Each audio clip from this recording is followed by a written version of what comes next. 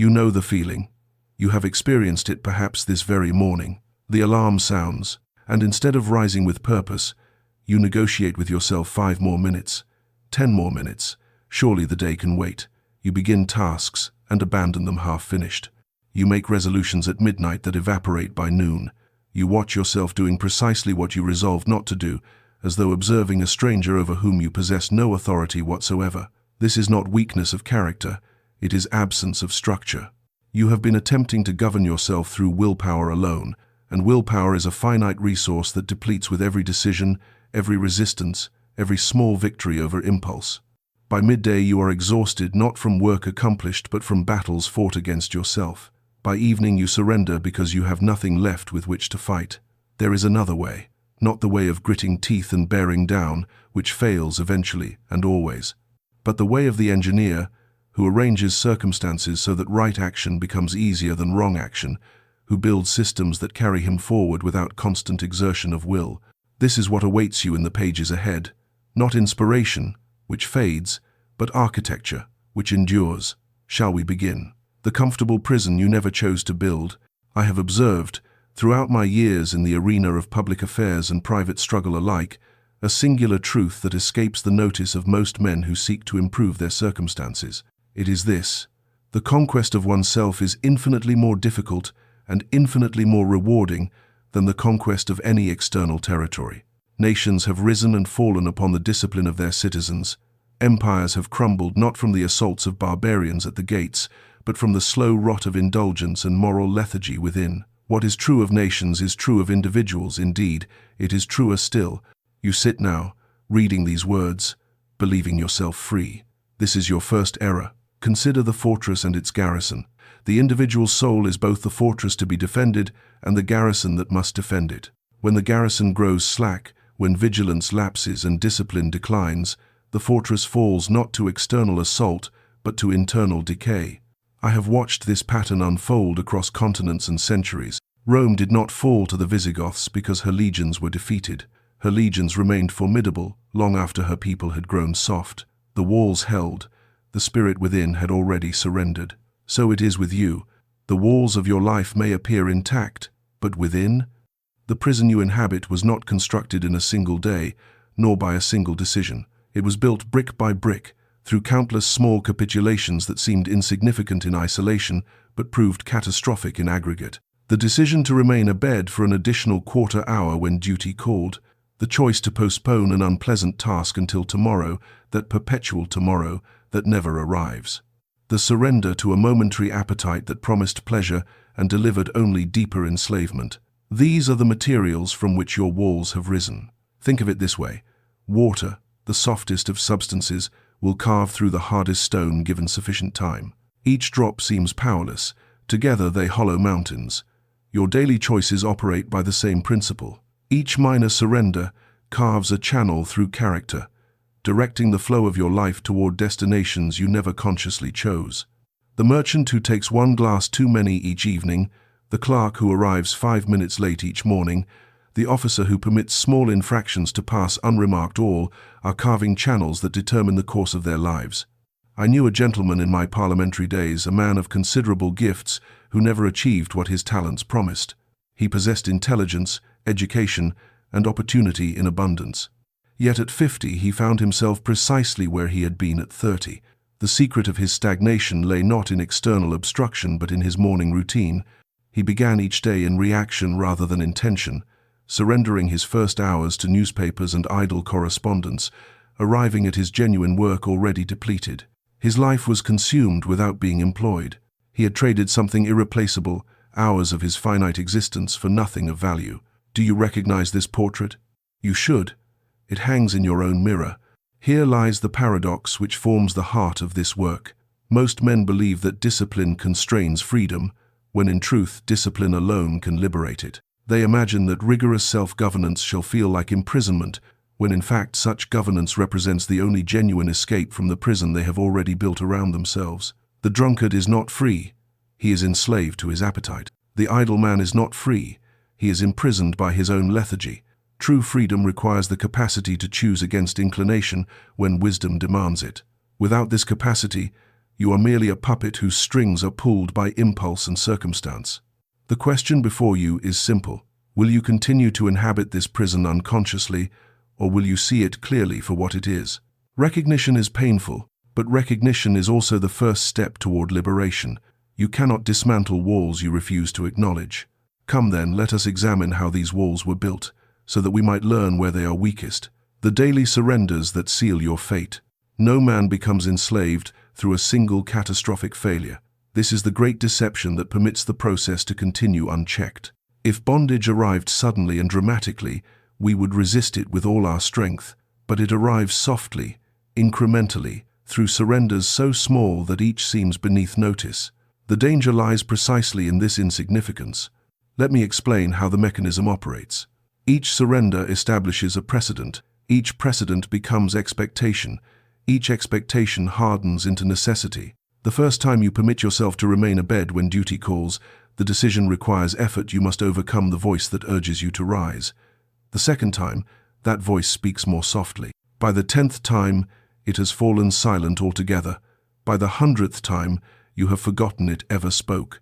What began as choice has become compulsion, wearing the comfortable disguise of preference. The accumulation is relentless. It operates like interest on debt.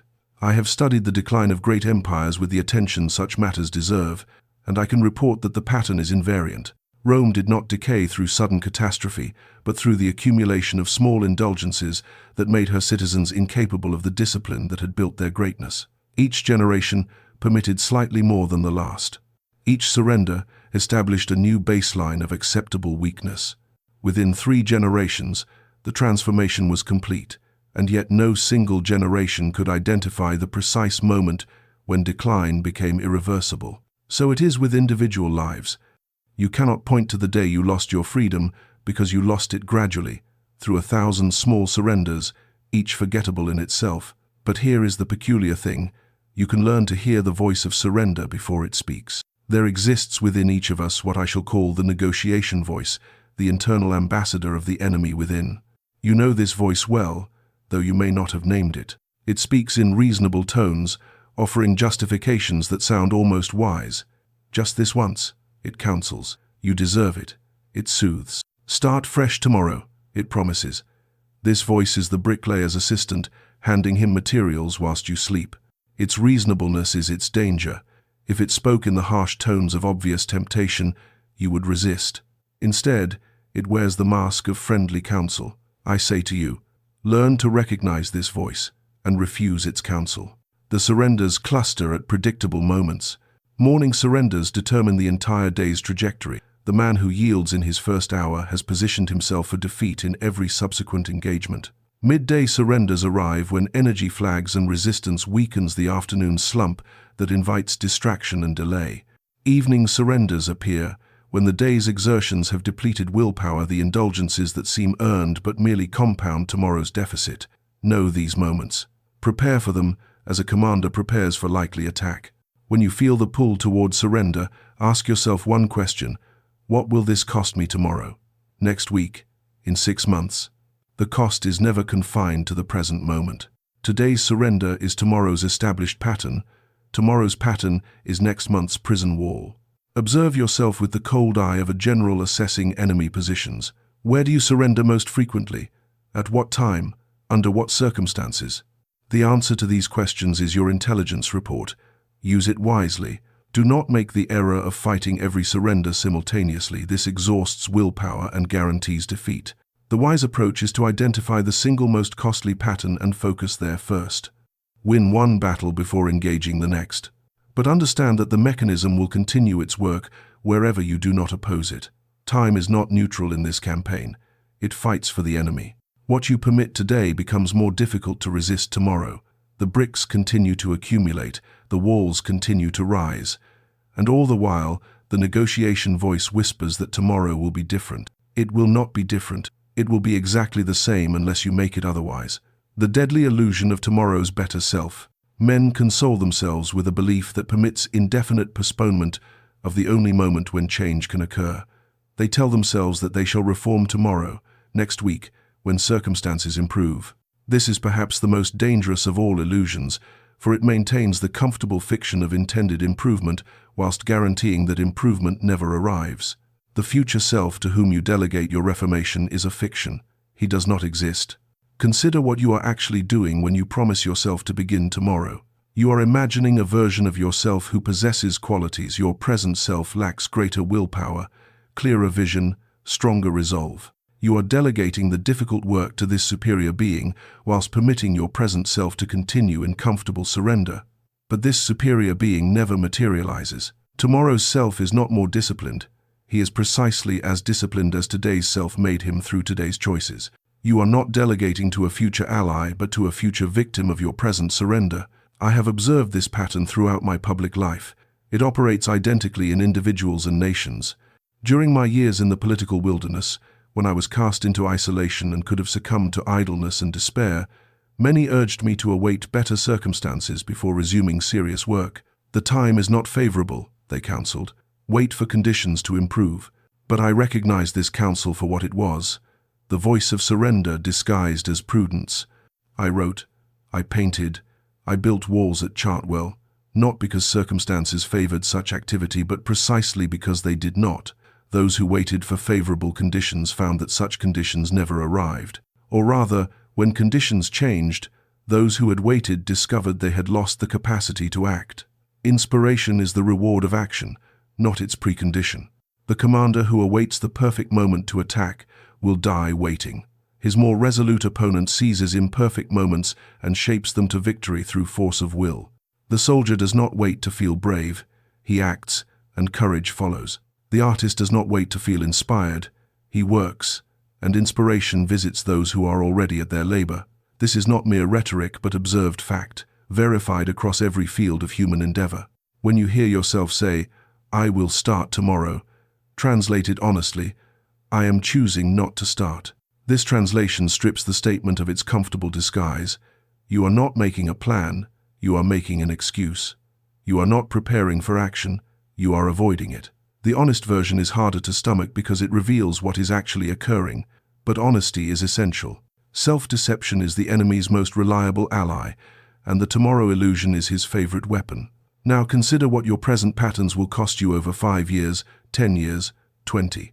Calculate the compound interest of daily surrender accumulated across decades.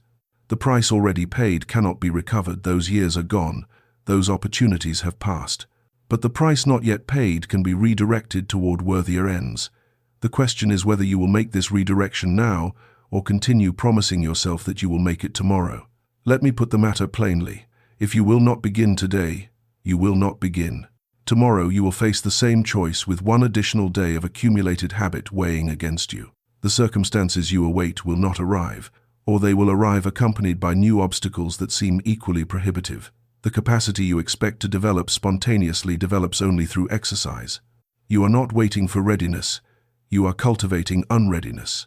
Every day of delay strengthens the prison walls and weakens the garrison that must breach them. This is not pessimism but arithmetic, the mathematics of habit formation, which favors always those who begin and punishes always those who postpone. The only question that matters is this: what will you do now? Not tomorrow, not when conditions improve. Now. Why discipline is engineering, not moral combat. Most men approach self-improvement as a moral contest, a battle to be won by gritting teeth and bearing down. They summon their willpower, clench their determination, and charge directly at their weaknesses as though sheer force could overcome them. This is the approach of the amateur. It explains why most attempts at transformation fail, usually within a fortnight. The professional understands something different entirely. Discipline is not a state to be achieved through force of character, but a structure to be built through intelligent design. Like all structures, it must be erected according to sound architectural principles: foundations before walls, walls before roof, each element supporting the elements that follow. The builder who begins with the roof will find himself standing in rubble. The builder who lays foundations with patience will find his structure rising naturally, each level resting securely upon what came before. This shift in understanding changes everything. Consider how the army operates. We do not rely upon the willpower of individual soldiers to maintain discipline under fire. Such reliance would be foolish. Willpower is finite, and fear is strong. Instead, we construct systems that make right action the path of least resistance, Drill, training, and routine forge habits so deeply that the soldier acts correctly without conscious decision. The commander who expects his troops to maintain vigilance without relief will find them sleeping at their posts.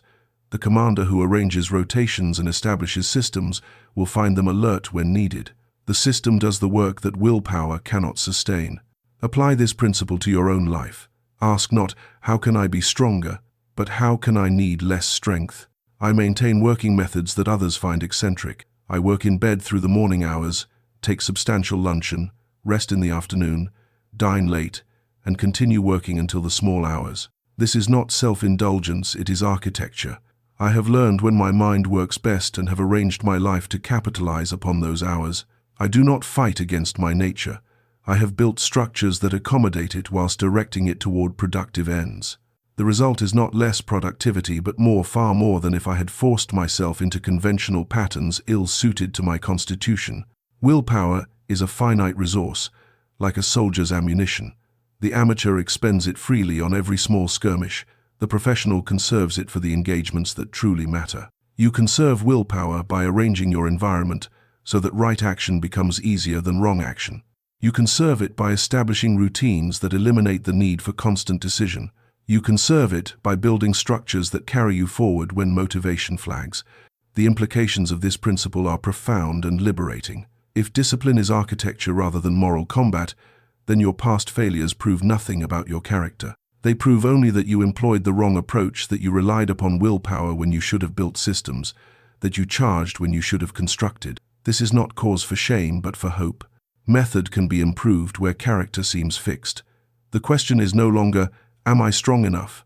But, have I designed intelligently enough? And design can always be refined. Examine your current struggles through architectural eyes. Where do you repeatedly fail? Instead of asking, why am I so weak? Ask, what structure would make success easier? Instead of resolving to try harder tomorrow, resolve to design better tonight. Remove temptation from your path rather than relying upon resistance. Arrange your environment to support your objectives rather than undermine them. Build the architecture that carries you where you wish to go, and let the structure do the work that willpower cannot sustain. The 3 pillars that support everything else. 1 begins with 3, and only 3 foundational habits. Not 5, not 7, not the ambitious dozen that enthusiasm suggests. 3. This number is not arbitrary. It represents the maximum that can be established simultaneously without mutual interference. Those who attempt more build upon sand. Their structures collapse, and they wonder why they failed when they tried so hard. The answer is simple. They tried too hard at too much. I have observed the British Army preparing for the great campaigns of our century, and I can report that commanders who understood their business focused not upon dramatic maneuvers, but upon fundamentals: march discipline, rifle care, physical conditioning. The soldier who has mastered these basics can be trained to any task. The soldier who has not mastered them will fail regardless of what elaborate tactics he attempts. The foundation determines what the structure can support. Without solid foundation, even brilliant architecture collapses. So it is with personal discipline. Your 3 foundational habits must be simple enough that failure requires deliberate sabotage. The temptation will be to begin ambitiously to demonstrate your seriousness through the scope of your commitments. Resist this temptation absolutely. Pride rebels against beginning simply. It wants impressive declarations that can be announced to others. This pride is your enemy. The man who announces he will rise at 5, exercise for an hour, meditate for 30 minutes, and prepare a healthful breakfast has not made a plan, he has made a fantasy. Within a week, the fantasy will have crumbled, and he will have one more failure to add to his collection. Instead, begin with what you can sustain without heroism. The 3 most powerful anchor points are these: how you begin the day, how you fuel the body, and how you conclude the day.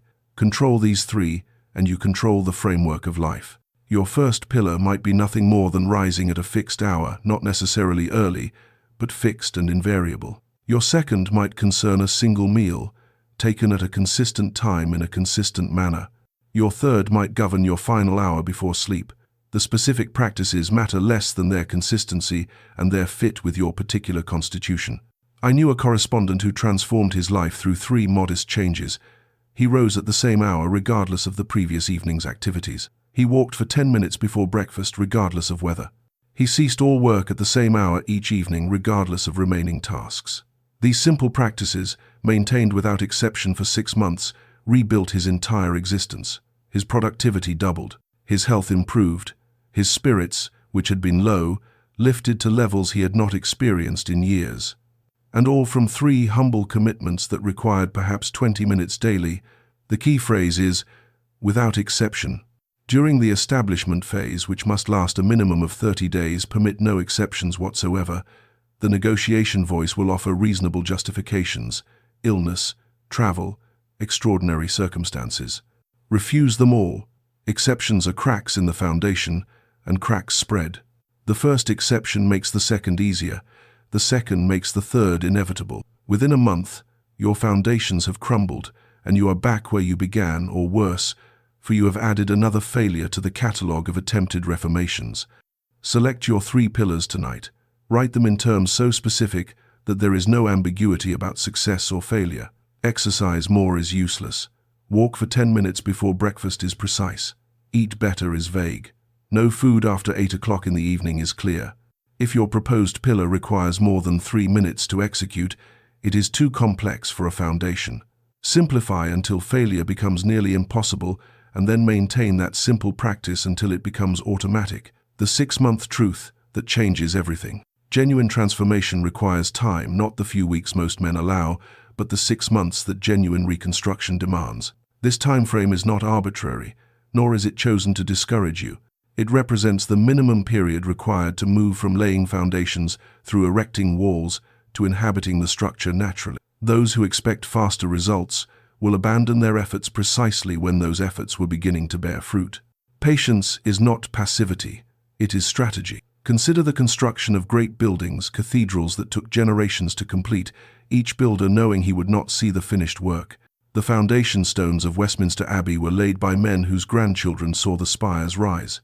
Yet without their patience, there would be no spires. The foundation layer does not enjoy the satisfaction of completion. He enjoys only the knowledge that without his work, completion would be impossible. You must become such a builder willing to labor at foundations, knowing that the rewards lie months ahead. The 6 months divide naturally into distinct phases, each with its own character. The first month is reconnaissance and foundation laying, surveying your patterns, establishing your 3 pillars, learning the terrain upon which you will fight. The second month solidifies these basics until they require less conscious effort. The third month, and I warn you of this, now brings the first serious crisis. The enemy within, having tolerated your foundational work as a passing fancy, recognizes the genuine threat and mounts his counterattack.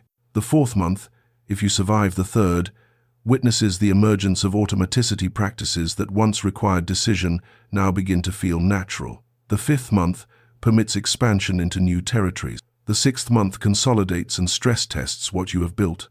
Mark your calendar 6 months hence. This is your horizon.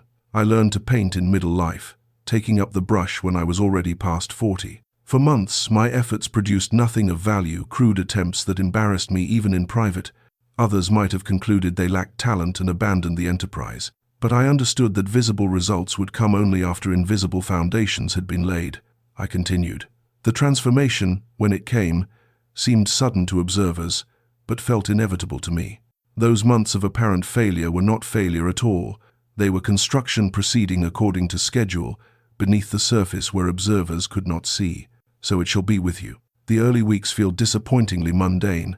You are not climbing mountains. You are surveying ground and mixing mortar. This unglamorous work distinguishes those who succeed from those who merely attempt. Anyone can feel inspired for a fortnight.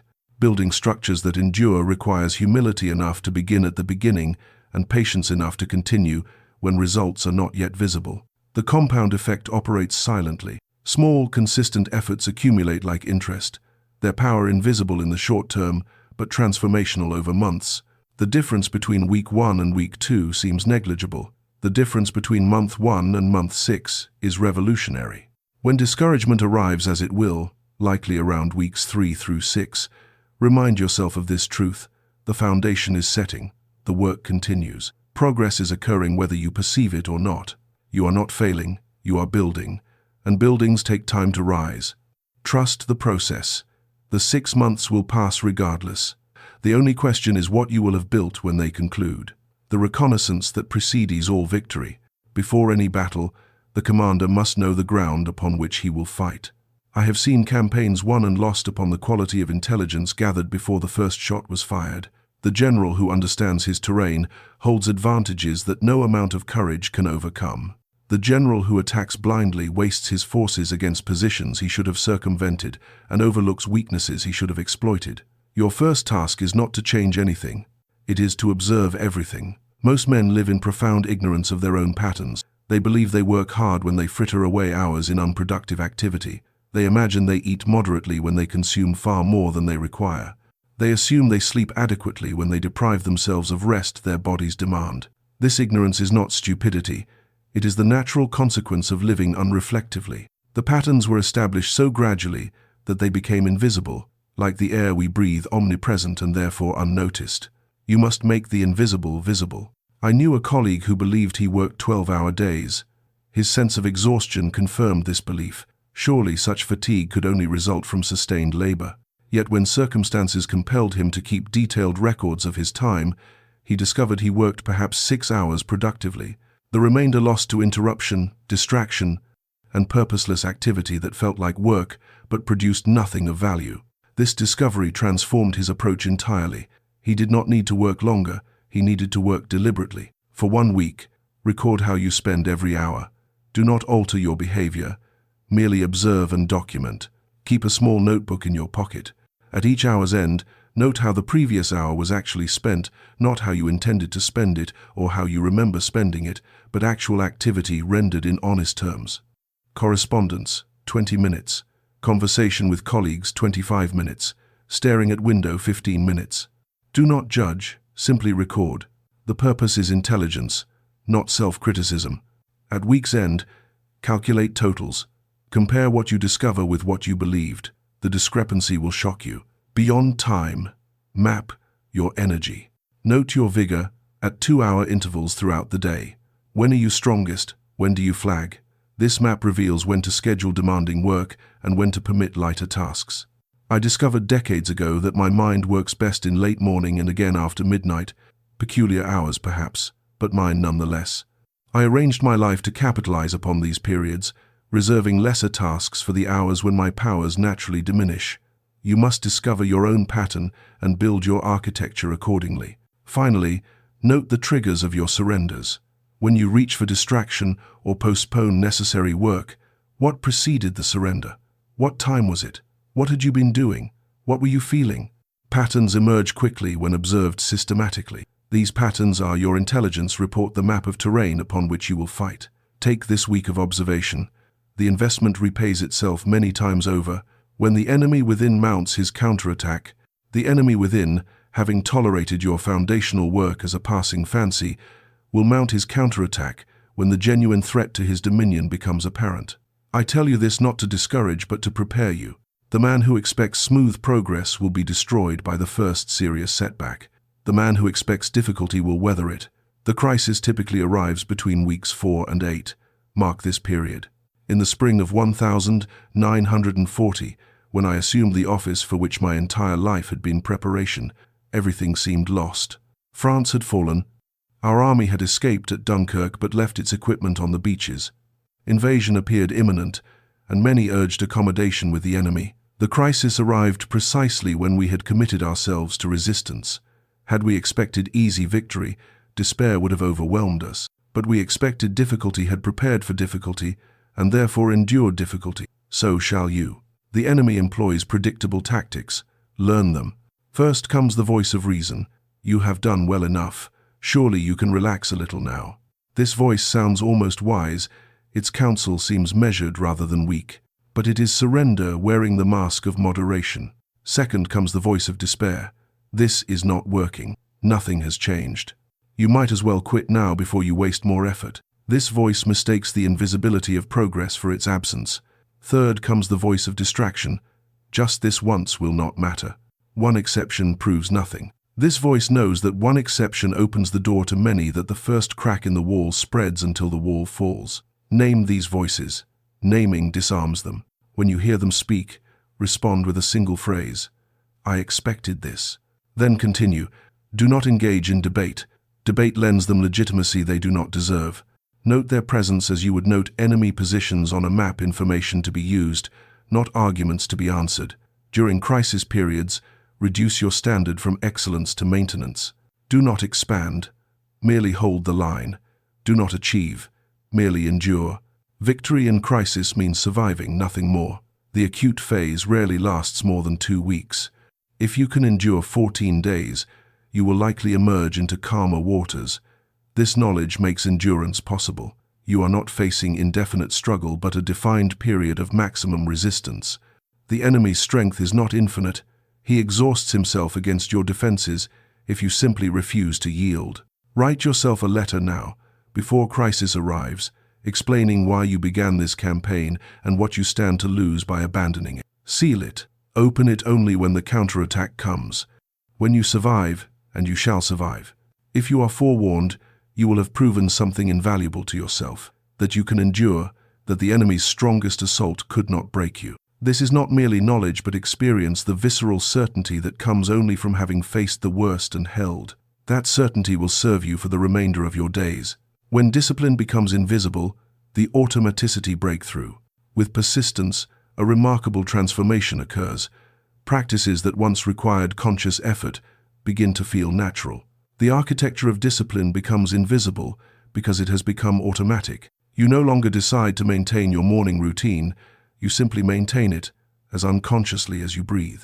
This emergence typically arrives around the 4th month, and its appearance signals that your foundations have held and your walls are rising. This is the turning point.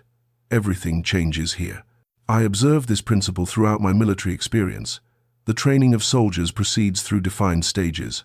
In the first weeks, drill requires intense concentration.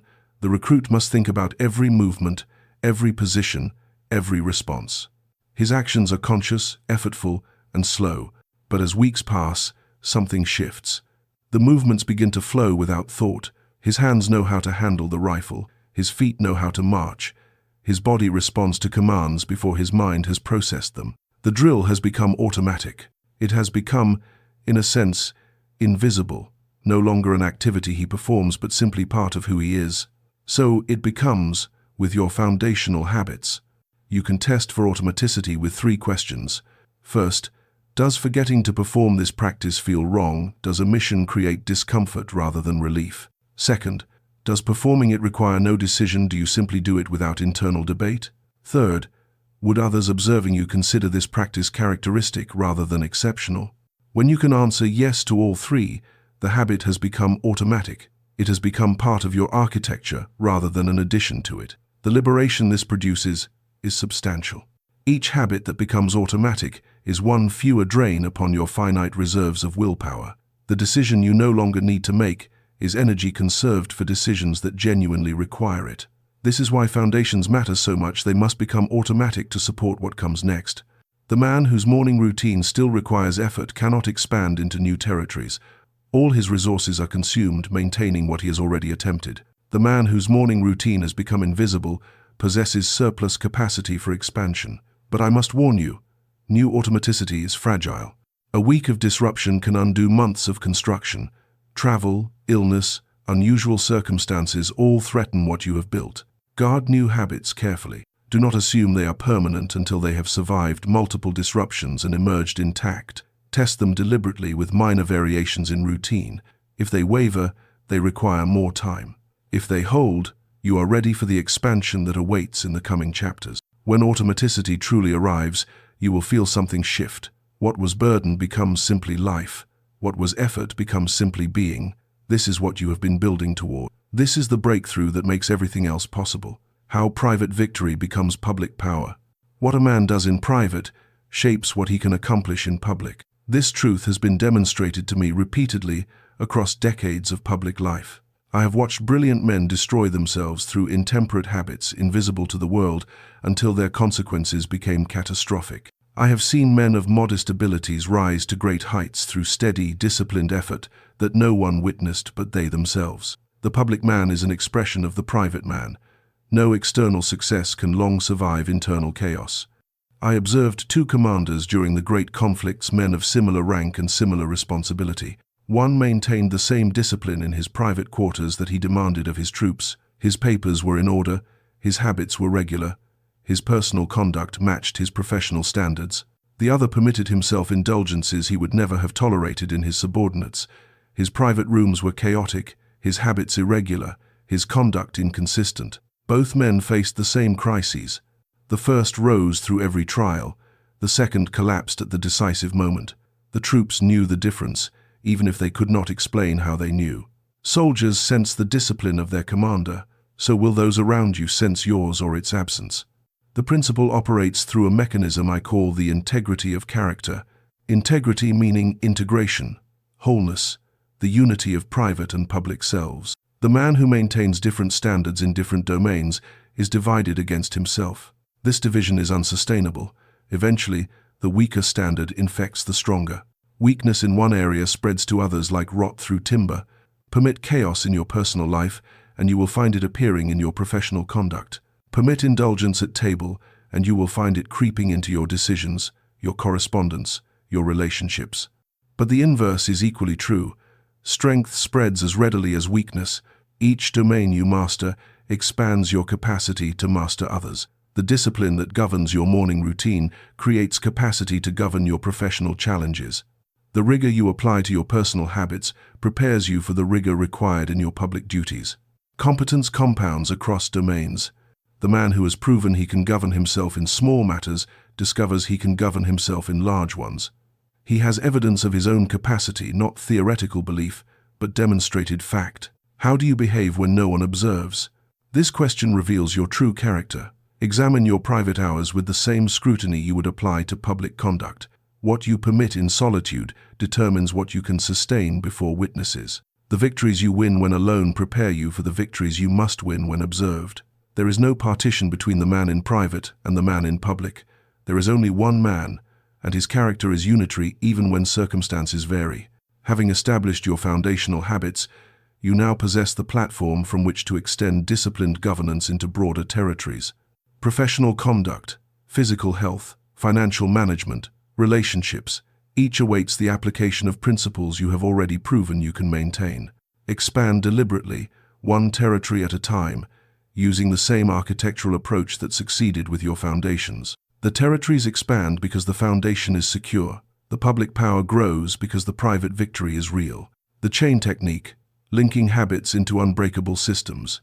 Do wide, do wide, do wide, do wide, do wide, do wide. Individual habits, however firmly established, remain vulnerable when they stand alone like isolated outposts upon a hostile frontier. The true strength of disciplined governance emerges when separate practices are connected into sequences where the completion of one naturally triggers the next, creating chains that flow without friction and require but a single decision rather than many. I have observed this principle at work in every well-ordered enterprise, from the management of a great household to the conduct of military operations spanning continents and years. Consider the operation of a well-run military headquarters during the campaigns I observed and directed. The morning briefing concludes, and without separate instruction, the staff officers disperse to their appointed tasks. The intelligence summaries flow to the operations room. The operations room produces orders. The orders transmit to subordinate commands. Each action triggers the next in an unbroken sequence. No individual pauses to decide when to proceed. The system carries all forward with the inevitability of a river flowing to the sea. The efficiency this produces is remarkable, and the saving in mental effort permits concentration upon matters that genuinely require deliberate thought. This same principle applies with equal force to the governance of individual life. My own working chain at Chartwell evolved through years of experimentation until it achieved a natural flow that required no conscious management. Upon waking, I remained in bed with correspondence and newspapers. This was not indulgence, but the first link. The completion of morning reading triggered the arrival of my secretary for dictation. The conclusion of dictation led naturally to luncheon. Luncheon's end prompted the afternoon rest that restored my energies. And so the day proceeded, each element triggering the next, without the exhaustion of repeated choosing. The technique requires careful construction. Every habit possesses a trigger, some cue that initiates the behavior, and a natural conclusion that can serve as trigger for what follows. When I finished my morning tea, I immediately began correspondence. No decision was required. The empty cup was sufficient signal. When correspondence concluded, the secretary appeared as surely as dawn follows the retreat of night. The chain, once forged, carried me through hours of productive work without the depletion that accompanies constant choosing. You must identify the natural completion of each established habit and forge it deliberately to the commencement of the next. Write your sequence plainly. When I complete this, I immediately begin that. A chain is only as strong as its weakest link, and you must identify which connection is most likely to break under pressure. Strengthen that link with additional environmental support or simplification. Begin with sequences of 3 or 4 elements. Extend only when these have become automatic. The morning routine should flow as a single unfolding movement, not a series of separate struggles. When a chain breaks, as it sometimes will under extraordinary pressure, do not attempt to resume where it broke. Return to the beginning and start the entire sequence again. This reinforces the chain as a unit rather than a collection of separate elements. The soldier who drops his rifle does not continue drilling with empty hands. He retrieves the rifle and begins the movement anew. The reward of proper chaining is substantial. Your mornings flow without the exhaustion of repeated decision. Your work sessions proceed without the interruption of choosing what comes next. Discipline begins to feel less like effort and more like momentum. The momentum of a great locomotive that, once moving, carries its burden with ease that belies the weight. Discipline in speech, promise, and relation. Discipline extends beyond solitary practices to encompass how one relates to others. The man who cannot govern his tongue in conversation, who permits anger to dictate his responses, who makes promises he does not keep. Such a man has not achieved self-mastery regardless of how rigorous his personal routines. I have witnessed careers of great promise destroyed by ungoverned speech, and I have seen men of modest abilities rise to considerable heights through steady, disciplined conduct in their relations. The walls of the private chamber may stand firm while the public edifice crumbles. In the conduct of negotiations at the highest levels of statecraft, I observed how leaders who governed their tongues achieved what those who spoke rashly forfeited. At Yalta and Potsdam, when nations' fates hung upon every word, the premium upon measured speech was absolute. A hasty word could not be recalled. An ill-considered promise bound the speaker, regardless of subsequent regret. Those who understood this truth achieved their objective. Those who did not understand it left the conference table wondering why their positions had eroded despite the justice of their cause. I knew a colleague whose personal discipline was exemplary, his morning routine impeccable, his work habits beyond reproach, yet whose ungoverned speech continually undermined his position. He could not resist the clever rejoinder, the cutting observation, the witticism at another's expense. Each triumph of tongue cost him something he could ill afford to lose. After a decade of such victories, he found himself without allies when allies were most needed. He mastered everything except the thing that mattered most in his profession, his words. Before speaking, particularly in any consequential matter, ask yourself 3 questions. Is it true? Is it necessary? Is it kind? If your intended speech fails any of these tests, silence becomes preferable. This discipline alone transforms relationships. The undisciplined man promises easily and delivers inconsistently. He commits readily because commitment costs nothing at the moment of speaking. The disciplined man commits carefully precisely because he intends to execute completely. This difference defines reputation, and reputation, once lost, is recovered only through years of contrary evidence. Most essential is the gap between stimulus and response. When provocation arrives, and in any active life, provocation arrives frequently, do not react immediately. The pause of a single breath permits selection of response rather than mere reaction. In that brief interval lives the difference between mastery and slavery. The beast reacts, the man responds. The beast is governed by stimulus, the man governs himself. When you fail in speech or promise or relation, as you sometimes will, for none of us achieves perfection, repair immediately. Acknowledge the failure without elaborate excuse. Make appropriate amends. Then continue. Do not permit shame to delay repair, for delay compounds damage. The prompt acknowledgement of error often strengthens a relationship that the error itself had threatened to weaken. Men respect honesty even when they cannot approve the conduct that required it. Consider your 5 most important relationships. For each, identify one way your ungoverned speech or unkept promise has caused damage. Select one specific improvement to implement. The relational audit often reveals that discipline in this domain produces greater life improvement than any personal habit. For we do not live alone, we live among others, and how we conduct ourselves in their presence shapes not merely our effectiveness, but our very character. The paradox resolved: how constraint creates freedom. The undisciplined man imagines himself free because he follows his impulses wherever they lead. He rises when he pleases, eats what appeals, works when convenient, and rests when weary. He believes this absence of constraint constitutes liberty. But this is not freedom. It is slavery. Slavery to appetites, to moods, to external circumstances that buffet him about like a ship without rudder upon a stormy sea. He goes wherever wind and current take him and mistakes this drift for chosen voyage. The disciplined man, by contrast, has wrested control from these invisible masters. He determines when he shall rise and what he shall accomplish before the day concludes. He chooses his course and holds to it regardless of wind and weather, regardless of whether the moment favors or opposes his direction. He is free in the only sense that matters, free to become what he has chosen to become, rather than what circumstance and impulse would make of him. This is genuine freedom. Consider the river without banks. Water spreads across the landscape, going everywhere and arriving nowhere, a swamp rather than a river, stagnant rather than powerful. But confine that same water within banks, and it flows with force and direction sufficient to carve through stone, to turn the wheels of industry, to carry vessels to distant ports. The banks do not imprison the river, they enable it to be a river. Without constraint, there is no river, only dispersed water, accomplishing nothing. The same truth appears in every art. The painter constrained by canvas and pigment, the sculptor by marble's resistance, the poet by meter and rhyme. These limitations do not diminish creation, but enable it. Remove all constraint, and you remove the very conditions that make art possible. The sonnet's 14 lines are not prison but playground. Within those bounds, Shakespeare achieved what formless freedom never could. The disciplined man discovers this paradox in his own life. The walls that seem to imprison actually liberate. Ask yourself with unflinching honesty, am I choosing my life, or is it being chosen for me by impulse and circumstance?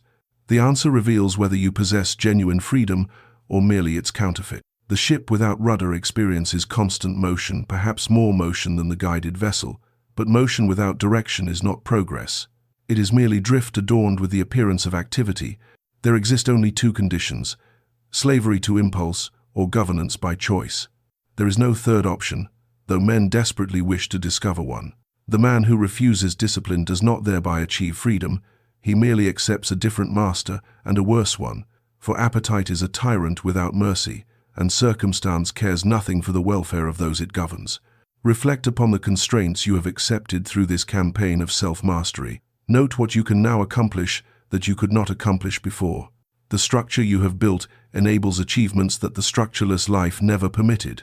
When the old voice whispers that discipline is burden, remember, this is not prison, this is rudder. Without it, you go nowhere of your choosing.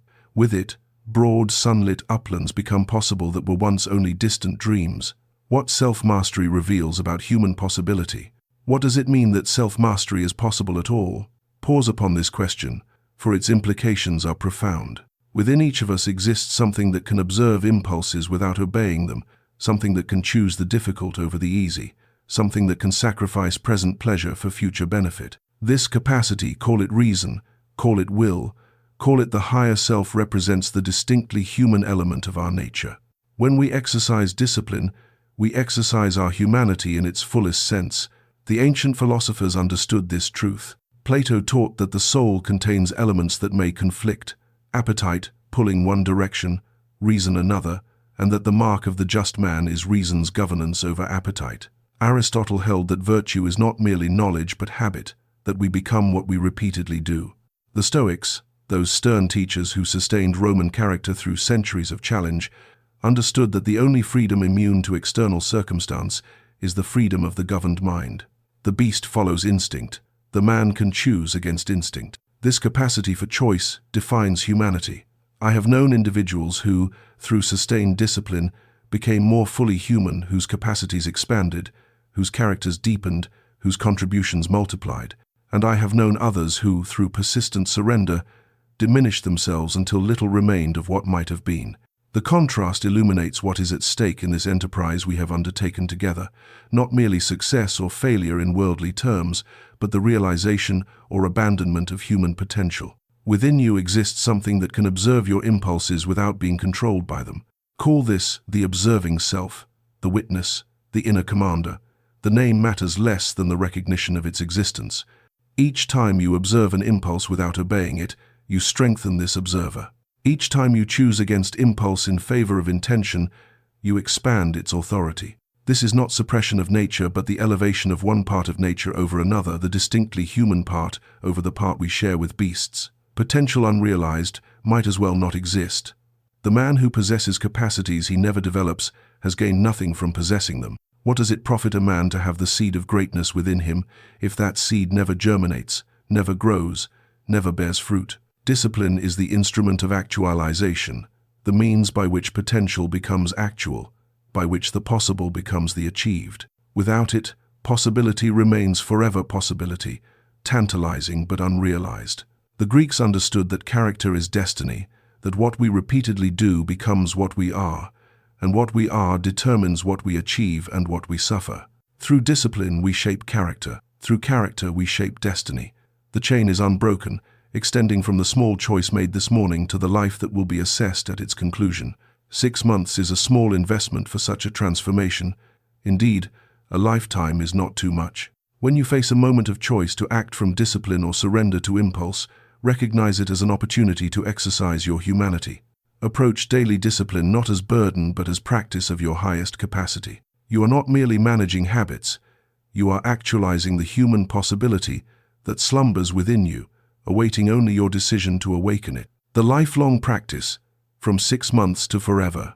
6 months represents not the conclusion of transformation, but merely its beginning, a foundation upon which the edifice of a well-governed life may now be erected. A house is not finished when the walls stand. It must be lived in and maintained, improved and adapted as circumstances require. The habits you have built must now be sustained across years and decades. Mastery is not a destination at which one arrives, but a direction in which one travels, not a state to be achieved and preserved, but a practice to be continued indefinitely. I reflect upon my own practice across decades, how the disciplines I established in youth sustained me through wars and wilderness, triumph and defeat, the heights of power and the depths of rejection. The practices evolved as circumstances demanded. The commitment remained constant. What served at 30 required modification at 50. What sufficed in peace required strengthening in war.